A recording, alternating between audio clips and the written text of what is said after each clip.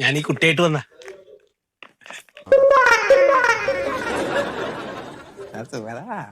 ഈ പണി പറ്റിച്ചല്ലേ?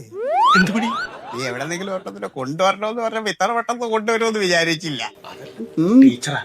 ടീച്ചറിനെ കിട്ടിയോ നിനക്ക്? കണക്ക് ടീച്ചർ. ഓ, അപ്പൊ ഇനിയിപ്പോ നിന്റെ കണക്കൂട്ടിലൊക്കെ എളുപ്പമായില്ല. പെരയുണ്ട് കേട്ടോ, കാണാനൊക്കെ കൊള്ളാം. എന്റെ ആരുമല്ല, സർക്കാരിന്റെ കണക്കെടുക്കാൻ വന്നതാ. സർക്കാരിന്റെ കണക്കെടുക്കാൻ സാറേ ടീച്ചർ പറഞ്ഞു, ചോദിച്ചോളൂ. സെൻസസ് എടുക്കാൻ വന്നാ? അയ്യോ, 2 ദിവസം മുമ്പ് ഇവിടെ കിടന്നതെല്ലാം ഒരുത്തം വന്ന് എടുത്തോണ്ട് പോയി. എന്ത്? ആക്രി. അതല്ല, സെൻസസേ കുറച്ച് വിവരങ്ങൾ ശേഖരിക്കാൻ വേണ്ടി സർക്കാർ വിട്ടതാ. ഓ, ഞാൻ ടീച്ചറാണ്. ആ പറഞ്ഞു ടീച്ചറാന്ന്. ചോദിച്ചോളൂ, ചോദിച്ചു. അപ്പൊ ഞാൻ ചോദിക്കട്ടെ? ഇരിക്കാം. അല്ല, വേണ്ട വേണ്ട, കുഴപ്പമില്ല. 10-30 ചോദ്യമുണ്ട്, വളരെ പെട്ടെന്ന് ചോദിച്ചിട്ട് എനിക്ക് പോണേ. എന്നാ പകുതി ചോദിച്ചോ? അങ്ങനെയല്ല. നേരത്തെ പോവാലോ. അല്ല, കൊറേയൊക്കെ എനിക്കറിയാം. വീട്ടു നമ്പർ, പേര് അതൊക്കെ എനിക്കറിയാം. ഇവിടെ എത്ര പേരുണ്ട് മൊത്തം? അപ്പൊ ഞാൻ ഒറ്റയ്ക്കാ.